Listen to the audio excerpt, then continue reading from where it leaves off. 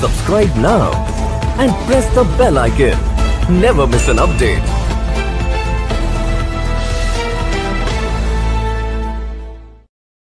नमस्कार, आप देखना शुरू कर चुके हैं न्यूज़ पोस्ट बिहार। मैं हूं आपके साथ फ़खरे आलम। कि अभी हम मौजूद हैं मधुबनी जिला के महाराजी पोखर के नज़दीक और बगल में सकरी पड़ता है जो मधुबनी में आता है। जहां हम बैठे हैं ये भी मधुबनी में पड़ता है। इसके जस्ट बगल में दरभंगा है, मतलब मधुबनी दरभंगा का बॉर्डर इसे कह सकते हैं जहाँ हम अभी बैठे हैं। तो दरभंगा से आना हुआ, घर के तरफ जाना हुआ हमारा, लेकिन बीच में हमारा भी एक हल्ट हुआ जहाँ हम रुके हैं। और रुकने के बाद यहाँ हमारी नज़र एक रेडियो पर ही है। अभी जो ज़माना है वो रेडियो का है नहीं। हर कोई हर काम जो है मोबाइल से ही कर लेता है, चाहे वो अब समाचार हो या फिर फिल्मी गाने हो या फिर कुछ और, तमाम चीज़ें अब मोबाइल से ही चलता है। कहीं कहीं मतलब टेलीविज़न का भी प्रयोग किया जाता है। ऐसे युग में जब रेडियो पर हमारी नज़र पड़ी तो हम चाहें कि इस पर कुछ बात किया जाए। और आने के दौर में नई नई चीज़ें आई हैं। मोबाइल फ़ोन का बहुत ज़्यादा चलाव हो गया, हर कोई मोबाइल में ही लगे रहते हैं। इस बीच कुछ ऐसे लोग भी हैं जो अभी तक इस रेडियो को संभाल कर रखे हुए हैं और इसका प्रयोग करते हैं। तो हम जब सुन रहे थे यहाँ तो रेडियो में मैथिली में जो है कुछ लोग फ़ोन करते हैं और उनको कोरोना वायरस के बारे में जानकारी दी जाती है मैथिली भाषा में। तो ये आप मेरे सामने देखिए, ये रेडियो रखा हुआ है जो पुराने ज़माने में आज से 10 साल पहले का बैकग्राउंड देखिएगा तो गांव देहात में एक रेडियो हुआ करता था और पूरे गांव के लोग हुआ करते थे, एक जगह मजमा लगाकर बैठा करते थे और एक रेडियो के जरिए पूरे गांव को ये जानकारी मिलती थी कि देश और विदेश में क्या हो रहा है।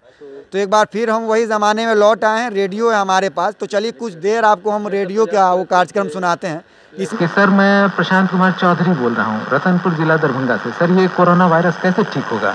इसलिए मैं लॉकडाउन का पालन करता हूँ। कोरोना को भगाएंगे, देश को बचाएंगे। बहुत बढ़िया संदेश है और वैसे ही ठीक होगा, जैसे पालन हम लोग करते रहेंगे तो ठीक होगा। बस इंतजार। इसका चेन टूटेगा। संक्रमण का एक चेन होता है, एक से दूसरे में, दूसरे से तीसरे में।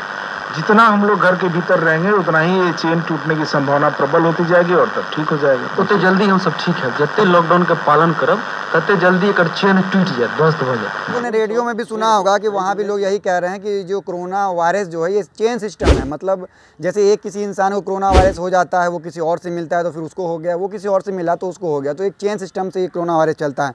इससे बचने का खास एक ही उपाय है, तो वो उपाय ये है कि आप अपने घरों में रहें और सोशल डिस्टेंसिंग रखें, फिजिकल डिस्टेंसिंग रखें। जिन लोगों से आप मिल रहे हैं उनसे दूरी बनाए रखें, मुंह पर मास्क का प्रयोग करें और हाथों को समय समय पर धोते रहें, जिससे आप कोरोना वायरस से बचे रहिएगा। तो चलिए, हमारे साथ यहाँ पर एक लोग मौजूद हैं, उनसे हम आज मैथिली में बात करेंगे क्योंकि हम मिथिला में आते हैं और हमारा जो मिथिला धरोहर है, मिथिला भाषा है, वो काफ़ी प्यारा भाषा है।